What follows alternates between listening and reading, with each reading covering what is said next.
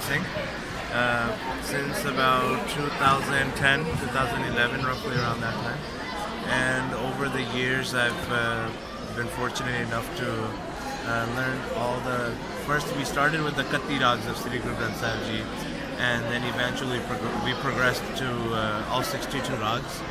And recently, a couple of years ago, I think 2016 or 2017, around that time frame, we published all 62 rags online on various online platforms, including iTunes and whatever is like more common as an approach for a digital platform. So we compiled all 62 rags of Sri Guru Granth Sahib Ji, and apart from that, I've also learned a lot of Hindustani classical rags as well. I think it's somewhere over 200 rags just from Hindustani classical, and then obviously the 62 rags from Sri Guru Granth Sahib Ji as well, because a lot of them actually go hand in hand if we look at it. But yeah, other than that, I feel like one thing that has really helped me is I've been teaching Gurmat Sangeet as well. So I've been teaching mainly for the last 2-3 years in Southern California. But aside from that, I have students in Phoenix and in the Dallas, Texas region as well. Other than that, I've also had students in the Chicago area, throughout the country essentially. So what that has enabled me to do is basically further expand on researching these concepts on my own first off, and then apart from that, in my undergraduate studies. So I just graduated last year with my bachelor's in psychology. So one thing I wanted to do, because personally for me, Sangeet plays a very big role in my life, and it's like my coping mechanism in it, essentially, because life could be full of all these problems and issues, right? So personally for me, I feel like music it's a perfect coping mechanism, and that's what Gurbani is. It's our healing factor. So one thing that I wanted to do in my undergrad to make sure that I stay connected to Sangeet is I have been researching in the effects of Sangeet on the mind, and I've been doing for the last 2-3 years while I was at UC Riverside. My research work was more based on literature research.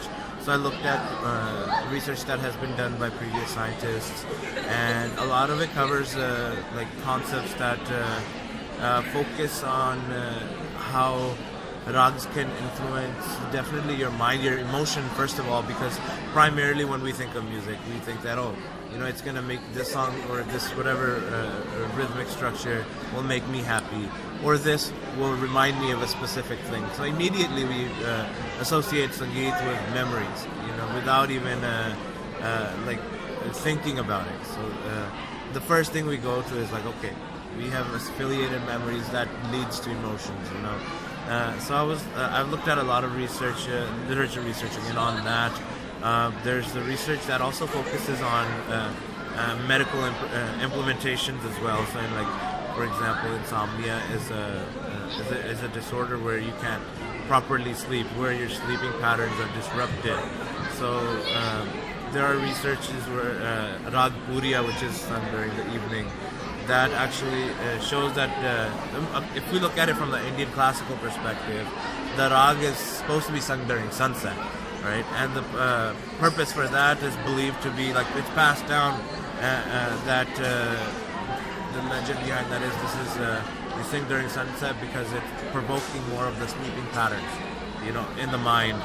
So there was an experimental study that was done that showed that does it actually work or not, right? So they tried it on insomniac patients for about 40-50 days, and it turns out that their insomnia symptoms were reduced by over 50%.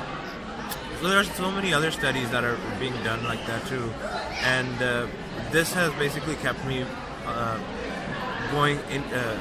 While I go with my studies, it has also kept me in tune with my Sangeet aspect as well. And now I'm starting medical school in a few weeks. So as I progress to that, I just hope that I continue to do it. At this point, since the previous aspect has been more literature based, I hope to do a little bit more experimental based and more specific towards Gurbani. Perhaps maybe how can we look at experimental studies involving maybe our string instruments, because they are very different from a lot of the Indian classical instruments if we look at it in technicalities.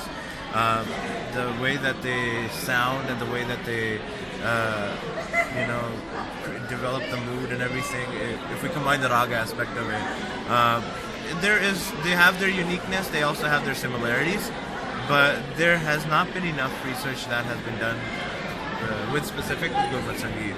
Maybe we could look at when we do soila before sleeping, does that affect the way that we sleep, or any of those type of things, or why do we sing Asa Ki Baat early morning, or why are these rags assigned to a specific time, or so on and so forth. There's so many pathways that you could potentially take, and what I hope to do is potentially during med school and hopefully after med school too, is to keep the Sangeet integrated into my life, is to further pursue experimental studies while also trying to do my professional work as well. But yeah, so that's a little bit about me, is that I've been trying to learn. It's always a learning process. So Sangeet is one of those things where you can never get enough of it. It's an ocean, and whatever is always just a drop compared to that ocean. It's so vast. So what I'm just trying to do is learn as much as I can, and whatever I do learn, pass it on as well as I can and to the best of my abilities. Can you sing a particular shabad at this time? What time is it right now? It's about 2 o'clock. 2 o'clock. Okay. So Raga Sarang would be common around this time. One of the reasons that I'll just get into that too now that we're talking about it. As per Hindustani. So in Hindustani classical, Rag Sarang is known as Brindavani Sarang. So in Gurmat Sangeet, it's just called Sarang.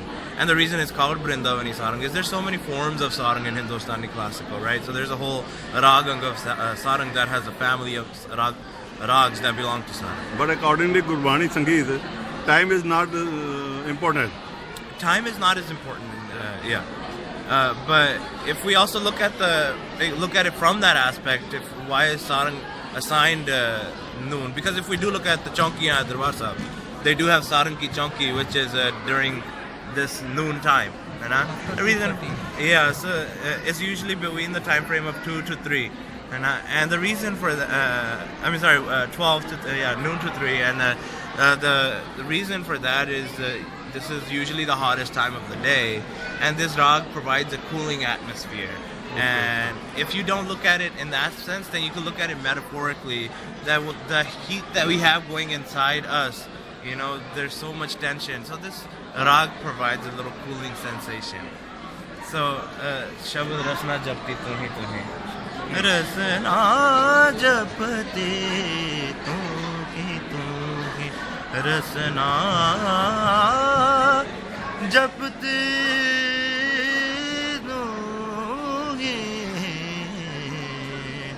मौत गर्भ तुमगी प्रतिपाल मृत मंडल एक दूंगी रसना जपते तुम्हें दो